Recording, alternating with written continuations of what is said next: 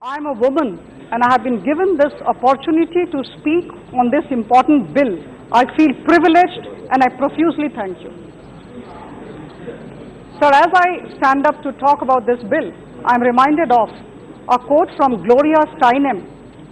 She was a prolific writer.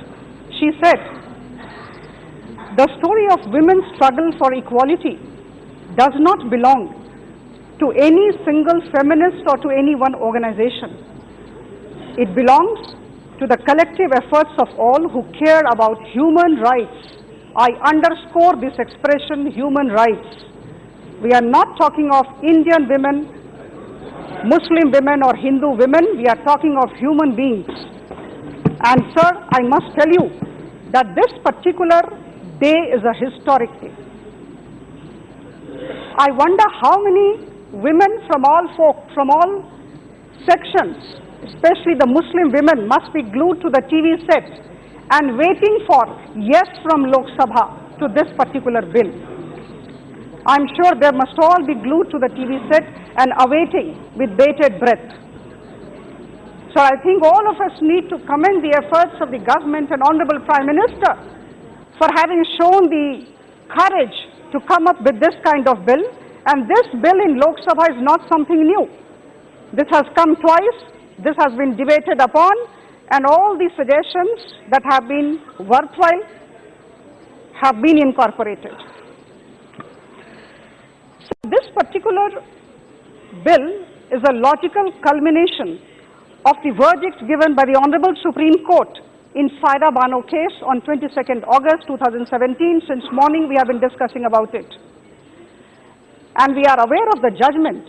The judgment was clear, it upheld, it very clearly held that talak-e-biddat violated constitutional morality and was against the tenets of the holy book of Quran. We are aware of this very fact. And so this judgment, a very historic judgment I must say, this judgment was a step towards liberating Indian Muslim women from the whimsical and capricious method of divorce, where there is no room for conciliation. So this is absolutely against principles of natural justice.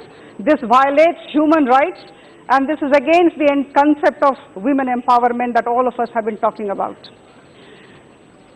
So I was in high school in 1984 when the famous Sahbano case had come up. And we were all so very excited when the judgment had been passed. A particular Muslim sister of ours goes to the court, seeks sustenance and maintenance from her husband, who has pronounced instant triple talaq, the three words. She needs sustenance, she needs maintenance. And of course, I must thank the then Supreme Court. In fact, the judges there, they came up, they stood in favor of this woman, Shahbano. But unfortunately, I remember we were in high school and there was a celebration in the high school. It was a girls' high school and there was celebration. We celebrated the judgment of the Supreme Court. And come what may, we see one fine day, the then Congress government nullified the effect of this great judgment. And it limited it to the alimony. It limited the alimony to just 90 days of divorce. Iddat period, Islamic law में जो इद्दत period है, उसी समय यह alimony दिया जाएगा, ऐसा कहा गया था। यह बड़ा दुर्भाग्यपूर्ण, यह बहुत ही दुर्भाग्यपूर्ण स्थिति थी। Sir, with all conviction at my command, but at the same time with all humility, I would say that there cannot be better time than today to put an end to such regressive notions of patriarchy which treat women in an undignified manner. Regressive notions of patriarchy, I underscore, which treat women in an undignified manner, sir. Honorable Speaker, sir, this is a classic example of inadequate policy response to such social practices in the name of religion. Sir, yesterday, when I was told I had to speak today, I went through all the discourses, all the deliberations that had taken place in the Lok Sabha when this bill had come up for debate. I went to the library, I sat there till late hours, and I was going through the discourses. So I'm extremely happy to place before the House, this august House, and also need to congratulate Honorable Minister and the government headed by Honorable Prime Minister for having incorporated all the worthwhile suggestions. It's a cognizable offense, but there are ways how to do it. This has already been discussed. I need not delve deep into it. It is definitely a non-bailable offense, but there is conditional bail. We are also talking of compoundable offense. Something compoundable we are all aware of outside the court. If the couple wants to settle the dispute, it can do, and the magistrate will take note of that. And of course, there is a question of, there is the issue of allowance also. Shah Bano case would not have happened had this act been there at that point of time. Allowance. We have to have the allowance. Subsistence allowance has to be given. Yes, it was under 125 Criminal Procedure Code. And of course, there is the issue of the custody of children also. So imagine, women are on the streets. Where will the children go? So it's a very good thing that has been brought in the act, and once again I congratulate Honorable Minister and the government for having thought about all these human elements. It takes a toll on the mental health of children if the man and woman, if the father and the mother separate themselves from each other. So there's a great thing that the custody issue is also been brought in. So in the morning, in fact, since morning I have been sitting here in this particular chair and I have been listening to all the discourses. I'm surprised. There is absolutely no content, no substance. Absolutely no content and substance. Where is the logic? Where is the argument? Why should we say no to this bill? There is absolutely no convincing logic whatsoever. Sir, 20 Islamic countries have banned this. In this parliament, there have been legislations against dowry, against sati.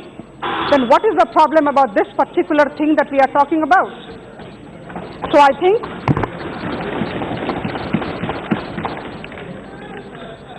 I was going through a business standard report. Sorry, I'm mentioning the name of the newspaper. Business standard reports where Honorable Minister had been quoted. I have done good deal of research last night. And at that point of time, it was in December 18, Honorable Minister had mentioned in the Business Standard report that between January 2017 and December 2018, more than 477 cases of triple talak had been registered. Sir, this is unfortunate because this was after the 22nd August 2017 judgment of the Supreme Court, where it was declared as we have just discussed that particular thing. We have just yes. Madam, please try to. Constitutional morality, violated constitutional morality that we have discussed. Sir, I know it's time to wind up, but at the same time I must say that this is a historic opportunity for all of us in this august House. We all need to unanimously support this particular bill, cutting across party lines. Sir, it's a question of women, it's a question of their rights, and it's a question of human rights, and that is why we need to support it. Sir, I am reminded of a quote from our departed leader Nelson Mandela. He had said, "Freedom cannot be achieved unless women have been emancipated from all forms of oppression." And sir, before I conclude, I would just like to make a remark. Somebody said, and I had read somewhere, when men are oppressed, it is tragedy. Sir, I repeat, I seek your attention, please. Yes, please, conclude now. When men are oppressed, Please. Let she conclude. Sogodha. So when men are oppressed, when men are oppressed, it is tragedy. But when women are oppressed, it is tradition. Thank you, ma'am. Thank you. This is not acceptable, and this tradition of oppression of women must go. Thank you.